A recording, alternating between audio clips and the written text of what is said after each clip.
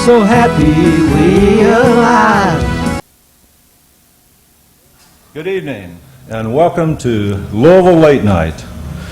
This evening we're in beautiful Vancouver, British Columbia, and we have the privilege of being at the actual headquarters of the Marijuana Party. And I'm also honored to have with us this evening Mr. Dana LARSEN, who is the editor of Cannabis Culture magazine, a magazine devoted to highlighting the finer aspects of cannabis and hemp.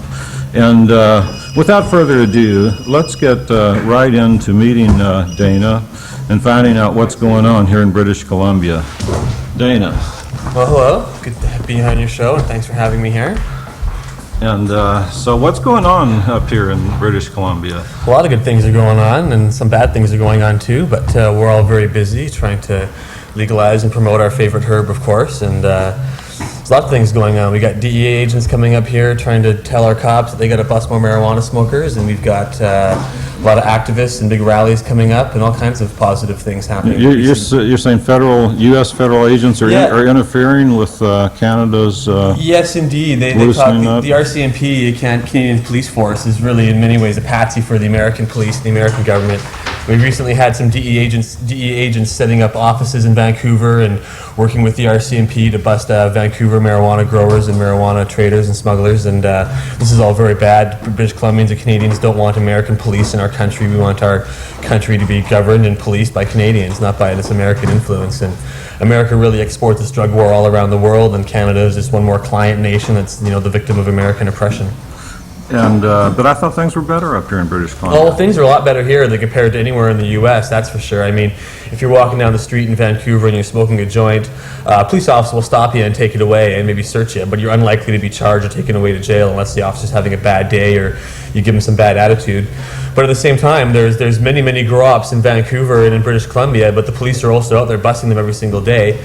Police go after a couple of grow-ops every day, but unlike in many places in America and other parts of the world, if a cops come and bust your grow-op in Vancouver, they're unlikely to charge you. Normally they'll just take your plants away, trash your house, wreck all your grow equipment, and harass your landlord, but they won't actually come after you specifically or charge you that way. So, and if they do charge you, you're probably going to get a fine or something like that. It's pretty rare to go to jail in Vancouver for growing pot, although it certainly does happen. People do go to jail here, but even if they do, it's not typically for these long 10-year sentences you might get in the U.S.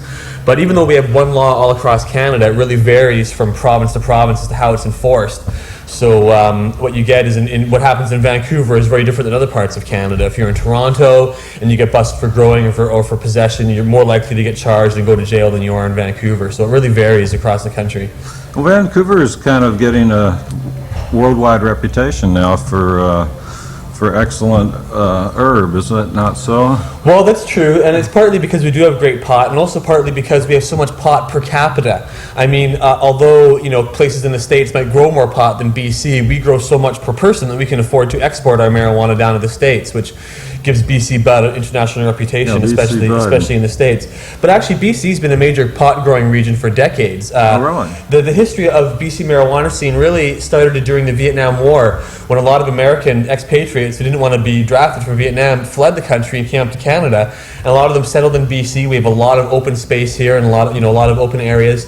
A lot of them settled in BC, and they couldn't work legally because they weren't legal immigrants, so they ended up growing pot for a living, and of course being part of the anti-Vietnam marijuana counterculture that came naturally to them. And over the decades, the marijuana scene has increased here and just continued to grow, and so now we're producing a large quantity of marijuana, most of it for the export market, being brought down to the U.S.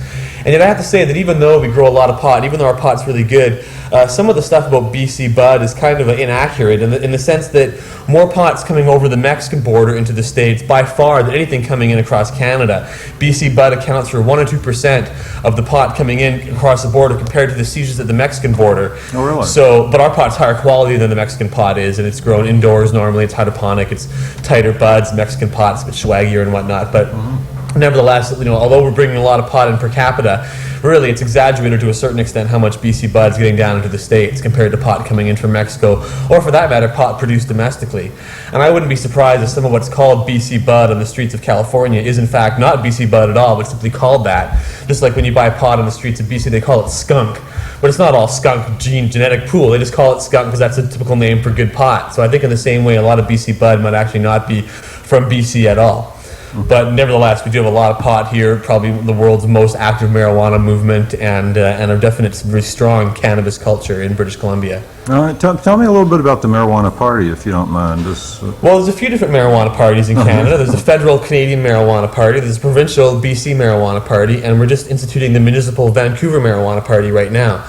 We have municipal elections coming up in November in every city across British Columbia, and so this will be our third election that will be running as the marijuana party. And we had national and provincial elections fairly close together a couple of years back, and so we ran candidates. We ran about 75 candidates federally across the country out of a total pool of about 220 odd seats that are available in Parliament. And then provincially, how many? There's about 220 odd seats that are available in our parliament. So that's how many. The country's divided up into ridings. Okay. Every riding elects one person to represent them. Okay. And so the marijuana party ran candidates in about 75 ridings across the country. So about a quarter or so, roughly a third, something like that. Did any of them get elected? We did not get anybody elected. No. If you did, that would be a shot heard around the world. Certainly, if someone were to actually get into office. Mm-hmm. But we have a first past the post kind of a system where even if the marijuana party got a significant percentage of votes across the country, they've got to get them all in one area to really win that seat. So it's very difficult to actually get a seat. Mm-hmm. Provincially, it's a similar kind of thing, but provincially, we ran candidates in every single riding in the province, something no other political party has ever done in the history of this province for their first election, having candidates in every single riding. And that was about 76 candidates that we ran, or no, 79 candidates that we ran for to cover the whole province. And only the other two big parties, the Liberals and the NDP party, which is sort of the right and left-wing parties in British Columbia, also ran that many seats. Even the Green Party, which has a very strong presence in British Columbia, only managed to field about 65 candidates, and other parties did even less. Mm-hmm. And so despite that, we got into some of the debates, but some of the debates, televised debates, we were refused access to, even though we're technically a bigger party than some of the other parties that were allowed in. Mm-hmm. But there's certainly a certain amount of anti-marijuana bias in the media, and in that regard, not want to take us seriously. But has the party grown? I mean, is it on the upswing? Or? Well, yeah, I mean, between elections, there's not a lot to be done necessarily, but we feel that we got about 56,000 votes in British Columbia, which totaled about 3.5% of the vote overall. And certainly, you know, we're building the party, we're signing up members, we're trying to make the party into a real political organization. For our first election, we formed the party about 2 months before the election was held, so it was a very fast, effort for us from deciding we're going to field these candidates and run this party, getting our candidates together, the election being called, and then boom, it's all over.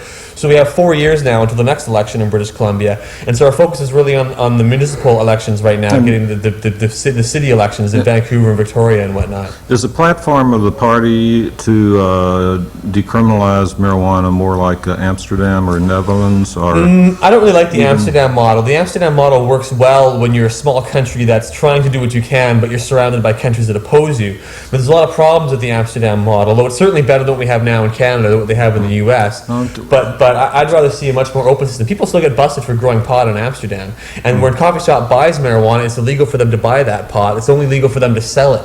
So they have this weird back door, front door policy where what goes out the front door is allowed, but when the pot comes in the back door, it's illegal. And all of that, it works better than other things, better than prohibition. It's not the ideal model. Mm-hmm. The federal marijuana party and the BC marijuana party have slightly differing platforms, and different people are involved. The federal party had a very simple platform. They support legalizing marijuana to the extent that anybody can grow marijuana in their own home as they choose, of whatever quantity they choose. And if you want to sell marijuana commercially, there should be some kind of infrastructure, regulation, control over that. So if you're going to sell your pot, claim it's organic, it's got to be organic.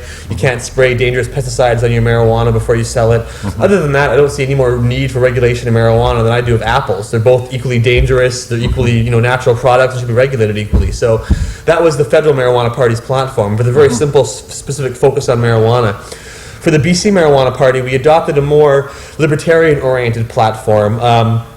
We didn't take the hardcore libertarian stance and all government must be abolished tomorrow, but we took the viewpoint that people's bodies are their own to do as they choose, that less government is better government, and that the idea that We talked a lot about marijuana being a symbol, and how marijuana was a symbol for, overuse of police power. Marijuana was a symbol for natural medicines that are being banned in Canada on a regular basis. Marijuana is a symbol for your right or your